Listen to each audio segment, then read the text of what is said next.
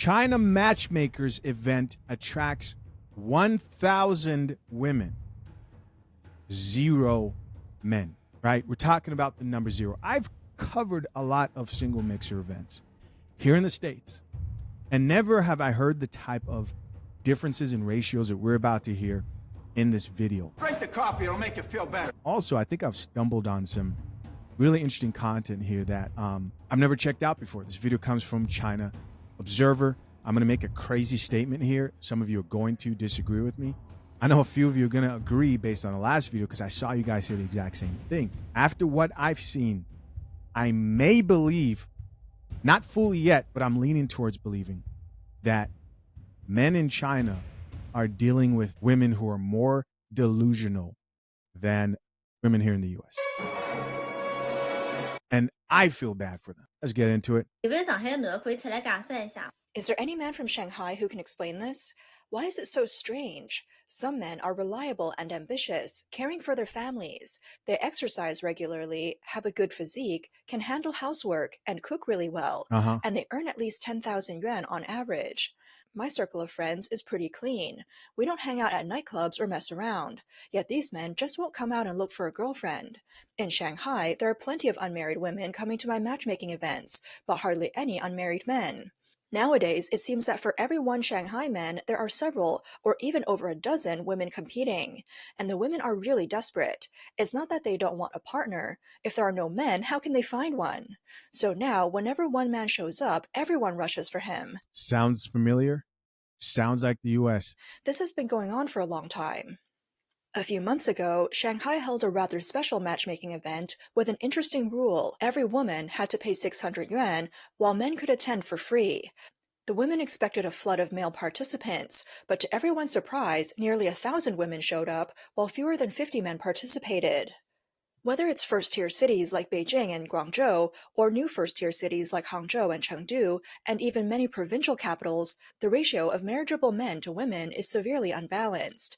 Listen, you just got to get used to the fact that I'm going to have to pause it for a little bit. We're not going to skip over the fact that they're giving the men nightclub treatment. Men get in for free? Where have you heard that ever? Men get in for free. Well, I guess if you're desperate to get people into a singles event, I mean, men don't like attending singles events, apparently anywhere globally. This coffee smells like shit. They don't like that coffee. The reality isn't as simple as some might imagine. 根据查了条数据，上海大约有1500万的人口。 Today, I looked at some data. Shanghai has about 15 million locals, not including non-locals who have settled here. Right. 6.8 million of them are men. Among men aged 28 to 35, there are roughly 950,000, of which 500,000 are unmarried. And since we have certain criteria when choosing a partner, if you consider only those taller than 1.78 meters, there are just 80,000. For men with a bachelor's degree or higher, only 40,000. What's even scarier is that if you require a man to earn over 400,000 a year, there's only about a 1% chance. That's roughly 400 men. Some netizens commented that these requirements, earning 400,000 yuan a year and being a native Shanghainese, might yield more than 400 eligible men, but at most only a few thousand. However, while unmarried local men in Shanghai are extremely scarce, the city is overflowing with beautiful, mature single women. 上海的美女大龄剩女真是多啊。 There's so many mature, beautiful women in Shanghai. Why is it that anytime people talk about women who men don't want to marry, they refer to them as, oh, but they're so beautiful, but they're so lovely. Why aren't they marrying them? Well, we know a little bit of why they aren't marrying them. We're going to hear more here so far. But the divorce laws are crazy. They just had a recent window in the last video I released.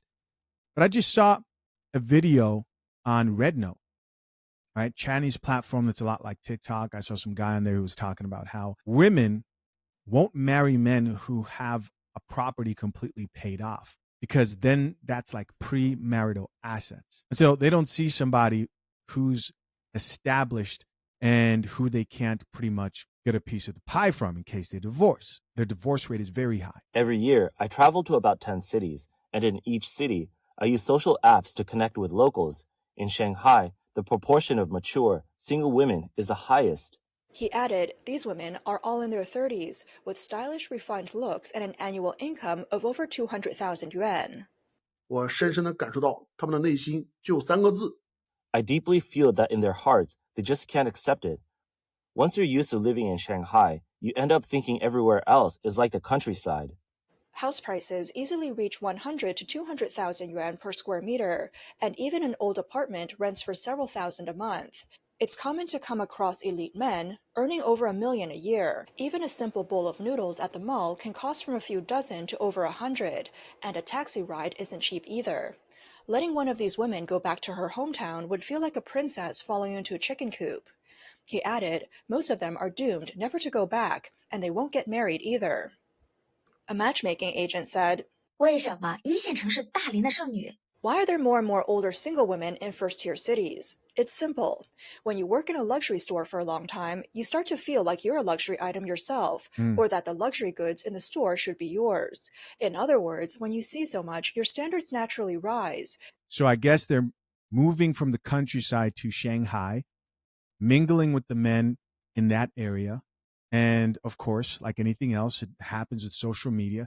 The men who you associate yourself with, you end up convincing yourself that, hey, I deserve these men. And these men have all the options, and the chances that you're one of these men are really low. Do you know that roughly 2 million people get married in the US every single year? And out of those 2 million people who get married, 600,000 wish they had this. And what is this? It's a prenuptial agreement. A lot of people have never actually seen a prenup in real life. Now, to put that in perspective, we're talking about a football stadium packed with married people who regret not signing a prenup. A part of me does understand why so many future husbands make the mistake of not getting a prenuptial agreement, right? A lot of people think only rich people get prenups, and the process is often very complicated and expensive. In fact, when I got my prenup, I wish I had guidance on how to choose the right attorney, how to avoid costly mistakes, and also just how to walk into a conversation, a legal conversation, feeling confident. That's why I decided to create fathershaverights.com. If you need a prenup but don't know where to start, our step-by-step guide can help. Get the questions every future husband asks answered by expert attorney James Sexton and the lead attorney before you sign your prenup. At fathershaverights.com, we've simplified the entire process for just the cost of a couple of coffee dates. No need to just take my word for it. You can check out hundreds of reviews of husbands who've prepared for their prenups the right way. Don't wait. Timing is everything when it comes to prenups. Hit the link pinned to the top of the comment section and access your prenup guide today, and you get 25% off. All right, guys, that's it. Let's get back into the video. And you believe it's only natural for you to have those things. Many girls who have lived in these cities for over 5 years feel like they belong there. No matter if their bank account balance is zero or even negative, that mindset remains unchanged. She explained further, men are different. When they look at their salaries and the high cost of housing, they just shake their heads and go back to their hometowns. If you check the most remote areas, you'll see there are plenty of single men. Out of the nation's 30 million singles, most of these are in less developed regions. Women, on the other hand, don't face the pressure of buying houses, cars, or paying dowries. Their biggest expense are cosmetics and handbags, which, compared to first-tier city property prices, are just pocket money. This is crazy. That's why they stubbornly hold their ground. And what weapon do they rely on? Their gradually fading looks. Many older single women spend all their money on beauty treatments and cosmetic surgeries, hoping that one day they'll find a rich husband. Hey guys, this is some education and entertainment, right? Hopefully you're getting your laughs out. When asked to lower their standards, they refuse, because in their eyes, lowering themselves is like doing charity.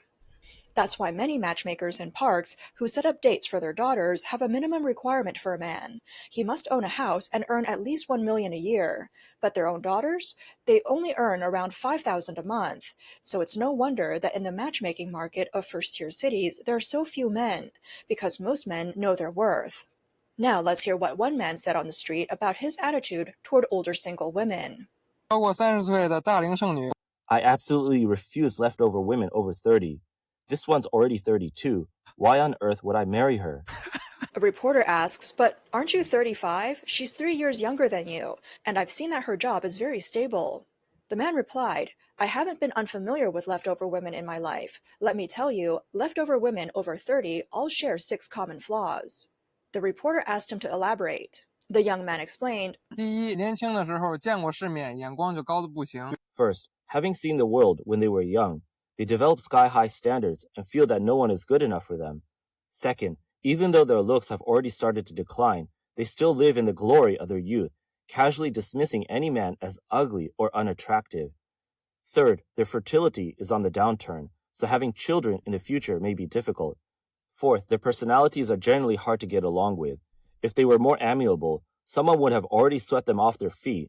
Fifth, it's not about love at all.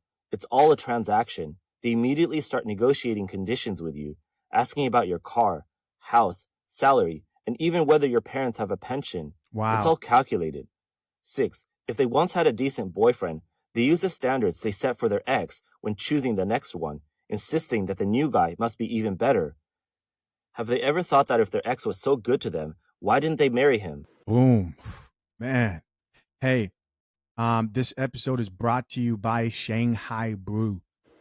The reporter then commented that the young man's views were too absolute, saying, "So you think that all unmarried women over 30 have problems, but you're 35 and still single. Doesn't that suggest you might have problems too?" Oh, look.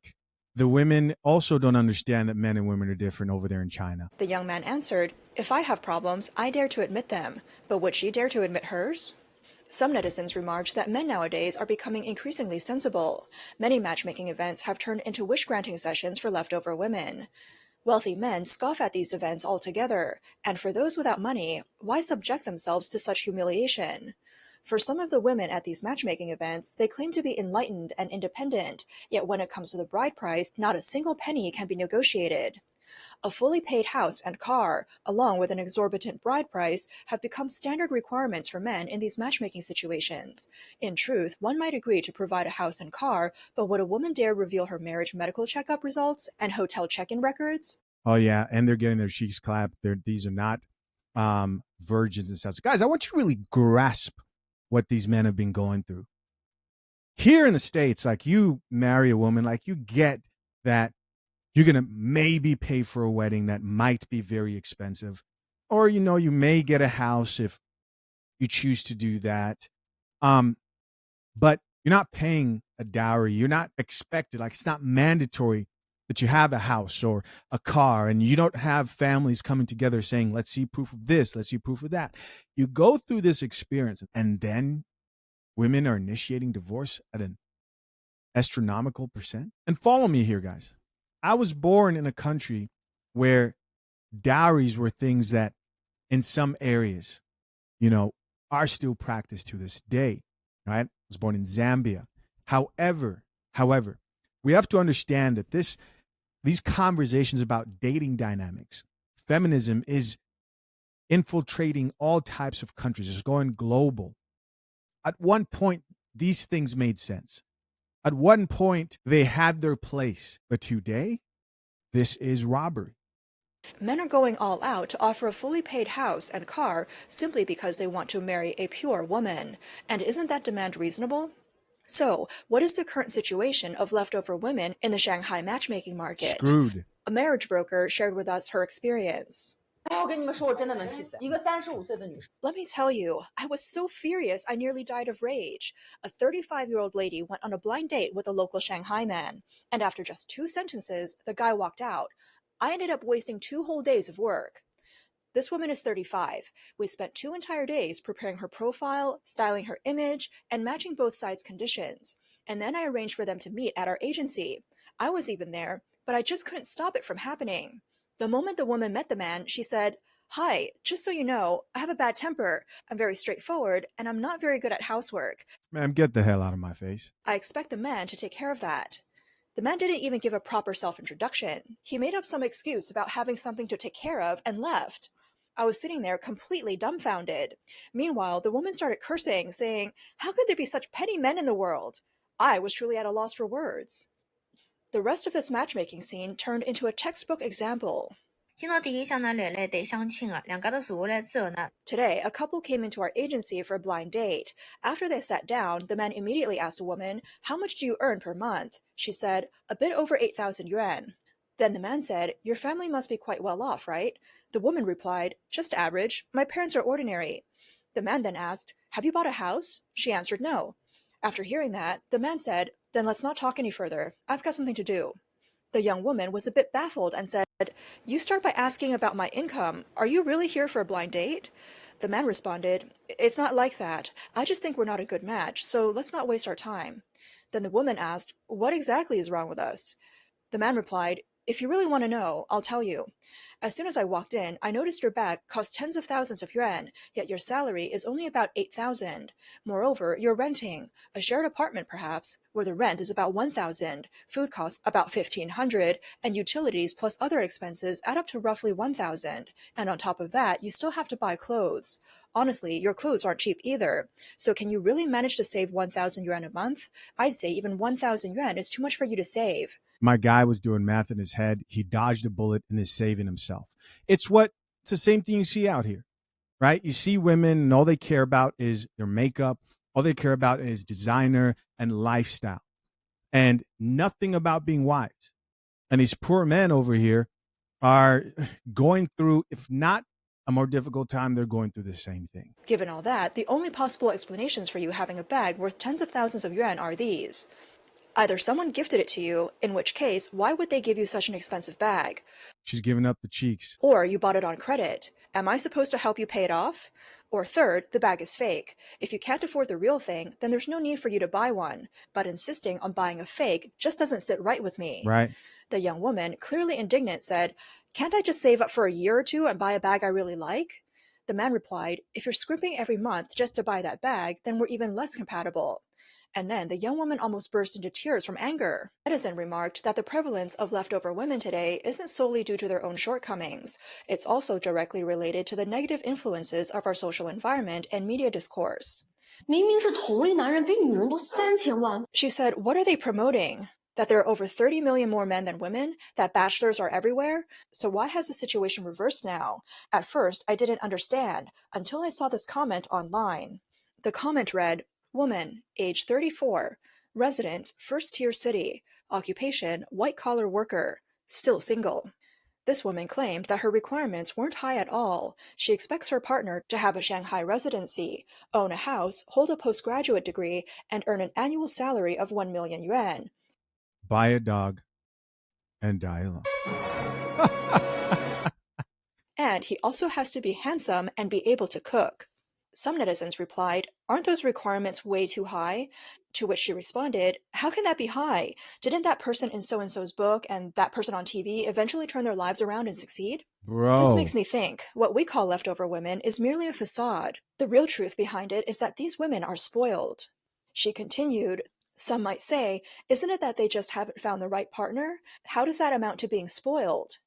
This netizen explained that the root cause of the issue might be understood from an industry insider's perspective. When companies hire the media for advertising, those targeting a predominantly female audience are willing to spend more money, and the rates are significantly higher than for audiences that are mostly male. All right. That's as far as I'm going to get here in this video. You guys can go check out the rest of this video. What have we learned? We've learned that women are going through the same type of sickness. Globally, it seems it's taken over. Do we need a vaccine is the question. The secret is I already have it, right? And it's in this cup. The only problem is you have to force them to drink it. You got to hold them down and force it down their throats. Guys, I'm curious to know what you think of this video. I think the title needs to be changed to "Women in China Are Screwed" and "Men in China Will Have the Last Laugh." Hey guys, as always, I appreciate you for checking out yet another episode of the Coffee Pod. To my currently engaged or soon to be married men, if you need a prenup and would like a guide that shows you how to get a solid and legally binding prenuptial agreement, hit the link pinned to the top of the comment section and access your guide at fathershaverights.com today.